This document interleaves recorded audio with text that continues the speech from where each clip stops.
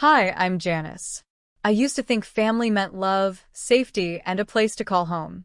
But on my 31st birthday, my parents gave me a packed suitcase and told me to leave. No thank you. No goodbye. Just cold words. You're too old to live here for free. The truth is, I paid their bills. I helped with their debts. I kept the lights on. And still, they treated me like I didn't matter. But the worst part wasn't being kicked out. It was realizing they had been using me for years, and I never saw it. And when I finally spoke up and tried to protect myself, they turned on me completely. Before we get into the rest, what time is it where you are? Where are you listening from? Drop a comment below. We'd love to hear your story too. Because some storms aren't just survived, you grow out of them. I pulled into the old cracked driveway. The sun was already going down, and the sky over Ridgeway, Ohio, was turning dark blue. The air had that early fall feeling, cold enough to sneak under your jacket and make you hug yourself tight. I reached over to the passenger seat and grabbed a small cake box. It was the only thing I got for myself today. $30. Vanilla frosting.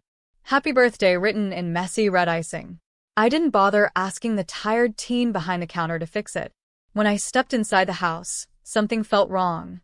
Not because I expected a surprise or even a birthday card. I had learned a long time ago that Nathan and Tiffany, my parents, didn't celebrate anything for me. But tonight, the house felt colder than usual. Quiet in a strange way. The kitchen lights were buzzing, giving off a pale, harsh glow. Dinner was already on the table. Meatloaf, canned green beans, boxed mashed potatoes. I hadn't even taken off my coat when Nathan shouted from his seat at the head of the table, "You're late." I placed the cake on the counter. The sound of the paper bag crinkling was the loudest thing in the room. I said I worked late and had to finish some reports. My voice was calm, flat. I didn't say sorry. Tiffany didn't say anything either. She just kept moving her fork around, not looking at me. Nathan made a grunt and poured more whiskey into his old, chipped glass. I hung my coat on the hook and sat down. The whole room felt tense, like a stretched wire ready to snap. Dinner began with the sounds of knives hitting plates, glasses clinking, and a few fake coughs. No one said happy birthday. No one even looked at me. Just the sounds of chewing and swallowing like machines. I picked up my fork and pushed the mashed potatoes around my plate. They looked sad. I should have known something was about to happen. Nathan wasn't the kind of man to stay quiet for long. Halfway through eating, he slammed his fork down hard. Tiffany jumped in her seat. The sound shot through me like a jolt. He leaned back and stared at me like I was something awful.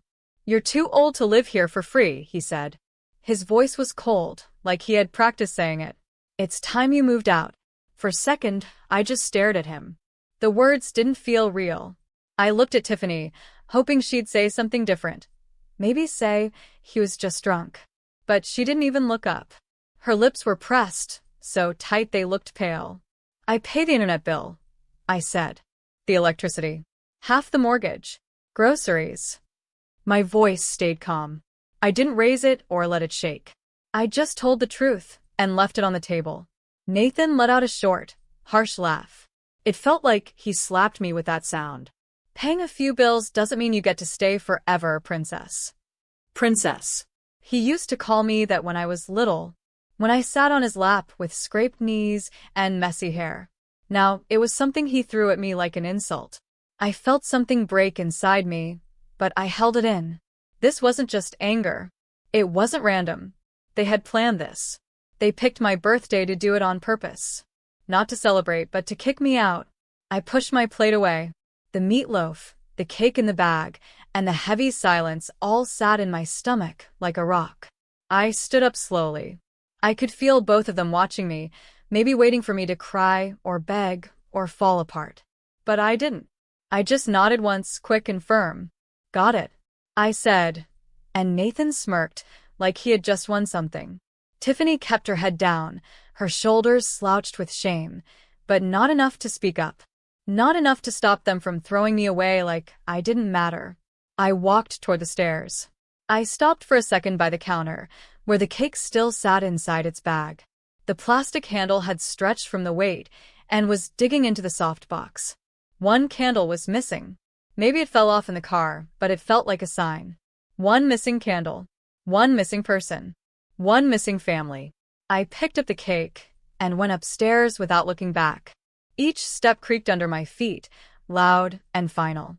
I closed my bedroom door and leaned against it, letting the dull sound at my chest. This house was never really mine. Maybe it never had been.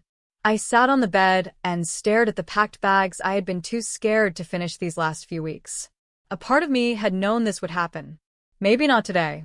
Maybe not in this cold way. But someday. I thought I had more time. I thought I could fix things by just helping more. I took off my jacket and folded it over the suitcase. My hands were calm, moving without feeling, not because I wasn't hurt, but because I was done. As I walked around the room collecting a few things, my mind went into planning mode. Cancel the utility autopay. Move my paychecks to my own bank account, not the shared one my mom told me to use just in case. Find a storage unit until I figured out where to go next. They didn't just throw me out tonight. They gave up everything I ever gave them, without me asking for anything back. Outside the window, the wind picked up. Leaves shook loose from the trees along the street. It was another reminder that winter was coming soon. But I wouldn't be here for it. As I zipped my suitcase, I caught my reflection in the mirror. Same brown hair tied in a messy bun. Same tired green eyes. But something had changed. A line had been crossed. And I couldn't go back, even if I wanted to. I went back to the bed and sat down hard. The cake was on my nightstand now, looking small and sad. I hadn't even bought candles. Not that anyone would have been there to sing anyway. The smell of cheap frosting filled the room. Too sweet, almost sickening. I stared at the box. Through the plastic window, I could see a small smudge of icing.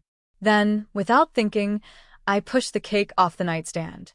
It landed with a soft thud, the box and cake squishing into the old carpet. "Happy birthday, Janice," I whispered to myself. I sat on the edge of the bed. The silence in the room felt heavy, like it was wrapping around me. My suitcase was half-packed, sitting wide open, as if it was making fun of me for not being ready. Outside, the wind blew against the windows, making the loose glass rattle. No one had ever bothered to fix them.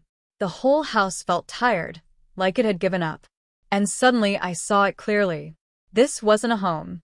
It was just a place where I was allowed to stay until they didn't need me anymore. I looked at the cake on the floor.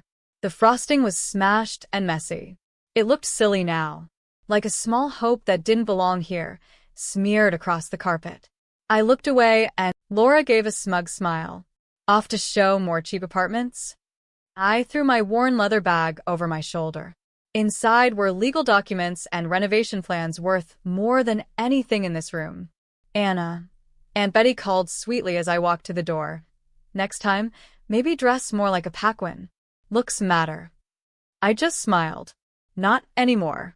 I smiled and said, "Don't worry. Tomorrow, I'll look exactly like the kind of Paquin they expect. Only they won't realize I've already been the one in charge." If anyone out there has been silently hoping I'd win, then don't miss what happens next. When the boardroom doors open, everything changes. Make sure to subscribe so you're the first to see how my family reacts when they find out the woman they ignored now controls it all. The next morning, I stood in my real office. It was an entire penthouse floor with tall windows overlooking downtown Albuquerque. This moment had been in the works for over a year. I was ready. My assistant Rachel walked in quickly and placed a fresh cappuccino beside my laptop. "The Hillcroft Plaza board is already seated," she said. "Your family came early. They're trying to win over the independent members." I smirked. I could just imagine Brandon and Laura smiling too hard, pretending to be confident, while deep down they were panicking. "All audit packets are printed and distributed," Rachel added. "The forensic team found even more problems than we expected." She paused for a moment. "Are you sure you want to go through with this? Once the truth is out, there's no going back." "They need to learn," I said softly, "that family legacy doesn't give anyone the right to misuse power." I looked at my reflection in the glass. No more jeans and cardigans. Today, I wore a dark navy Altuzarra suit. It had clean lines and strong detail, the kind of outfit Aunt Betty always wished I'd wear to meet a rich husband. But today, I wore it to bring down their carefully built illusion. The ownership announcement will go live in 30 minutes, Rachel said. Once it does, your name will be out there. Then let's begin, I said, picking up my briefcase. Inside the Hillcroft Plaza boardroom, silence filled a space as I walked in. My family sat at the far end of the table. They looked nervous, underdressed, and confused. Who are you? Brandon snapped. This is a private meeting. I calmly set my briefcase at the head of the table. I'm Anna Paquin, I said, founder and sole owner of Westpine Holdings, the company that owns this building and several others your family mishandled. Aunt Betty went pale. Laura opened her mouth but couldn't speak. My father gripped his pen tighter. Anna, he whispered. Good morning, I said and opened the briefcase. I slid copies of the audit reports across the table. Shall we go over your financial records? This is crazy, Brandon stammered. You're just… What? I asked. The black sheep? The renter? The woman in second-hand clothes? Laura blinked in disbelief. But you show apartments. I work, I replied. And I built something real, with honesty, not fake success. One page at a time, the truth came out. And the proud Paquin family? They began to fall apart, right in front of the entire board. I held up the final set of documents and said, these show every single misuse of money, every fake receipt, every overpriced invoice. They clearly explain what's been going wrong with Hillcroft Plaza's finances. Then I began handing out the last few pages to the board members. Brandon, I said calmly, would you like to explain the $3 million in so-called roof repairs that somehow paid for your Douglas vacation home? His face turned bright red. For a second, I thought he might actually faint. I turned the page. Laura, I said, how about we talk about your husband's plumbing invoices, 4 times the usual price for basic repairs? Want to explain that to the board? Aunt Betty gasped. You're going to air out your own family's dirty laundry like this? I looked at her and said evenly, no, you all aired it out. I'm just the one cleaning it up. Finally, my father spoke. His voice was soft, almost begging. Anna, sweetheart, we can explain. Don't, I said, raising my hand. I've watched this family treat our great-grandfather's hard work like a bank machine for years. While you laughed at my quiet, simple life, I was building something stronger. Something based on values, not vanity. Laura blinked, confused. But why live like you were struggling? I wasn't pretending, I said. I lived modestly. I made smart choices. You just assumed being wealthy means showing off. That's on you. Brandon shook his head slowly. The Bradford Street building? You really live there? I own it, I replied. And most of the block. And no, I'm not tearing it down. Some of us care about people, not just profit. At that moment, phones started buzzing around the boardroom. One of the members looked at his screen and read aloud. Westpine Holdings reveals CEO's identity. Anna Paquin, unusual Paquin family member, confirmed owner of a $3 billion real estate portfolio. Another board member added, ranked one of the top ethical developers in the region, historic building protection, tenant rights. Laura looked pale. This will destroy us, she whispered. No, I said firmly. This will save you from yourselves. Starting today, I continued, Hillcroft Plaza will run honestly. No more secret deals. No more fake contracts. No more using the company like a family credit card. Brandon tried to sound tough. And what if we don't agree? I smiled. Then I'll hand these reports to the authorities. I'm sure the IRS will be very interested. The room went silent. Finally, Dad asked, what do you want? I looked around the room, meeting their eyes one by one. I want you to remember what the Paquin name used to stand for, before the greed, before the lies. Our great-grandfather built communities, not just profits. I stood up and began gathering my papers. My voice was steady as I looked around the room. You have a choice, I said. Work with me to rebuild what our family once stood for, or find somewhere else to live.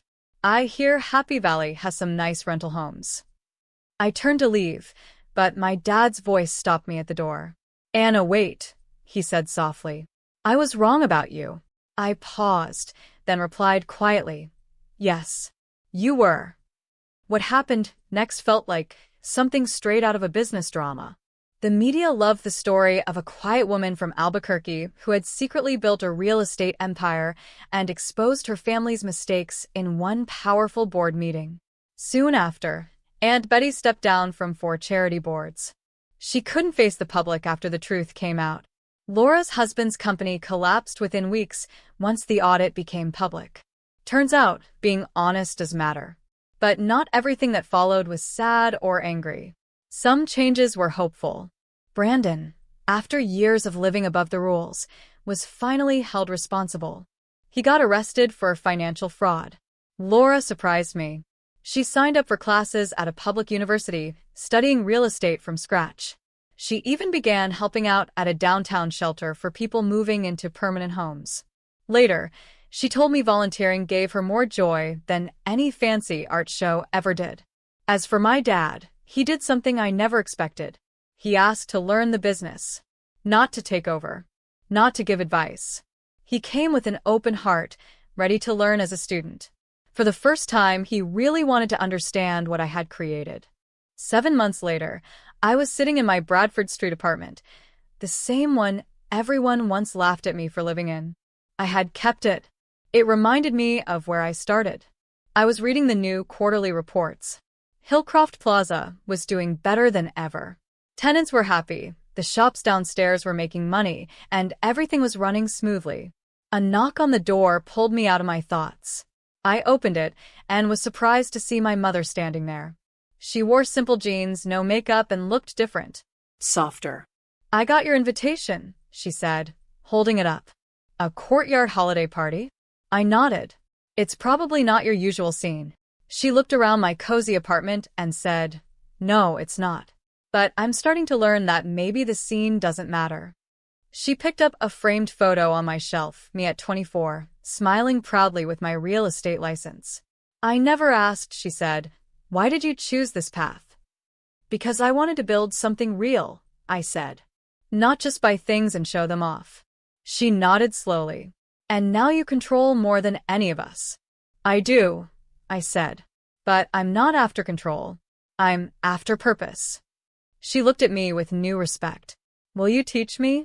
Come tonight, I said. Meet the families who've lived here for decades. Listen to their stories. That's where legacy really begins. I stood by my window, looking out at the city lights sparkling across Albuquerque. This was the city I had slowly and quietly made my own. In the distance, I could see Hillcroft Plaza. It no longer stood for greed and pride. It now stood for growth and change. Below me, the Bradford Street building was full of life. People moved about inside. Warm lights glowed in the windows, and laughter echoed through the courtyard. The building's brick walls, old wooden beams, and shared garden spaces had all been kept just the way they were meant to be. Strong, simple, and beautiful. We had restored, not erased. My phone buzzed with messages. There were offers for partnerships, invites to speak at events, and proposals for more property deals. West Pine Holdings had become a name people respected and wanted to work with. But I kept my days simple. I made time for breaks, for people, for peace. To me, success didn't mean being loud or flashy. It meant building something real. Something that would last. Sometimes the person others look down on turns out to be the one they end up learning from. And sometimes the best kind of victory isn't loud or dramatic. It's steady, quiet, and lasting. A week later, I stood beside the garden fountain at the Bradford Street holiday party. Twinkling lights hung above us, and music played softly in the background. I watched my family slowly adjusting to a world they once looked down on. My mom was sitting beside Mrs. Jacob, a tenant who had lived in the building for 40 years. She listened to her story with real interest. Brandon was helping Mr. Gregory, a World War II veteran and the building's longest resident, hang string lights.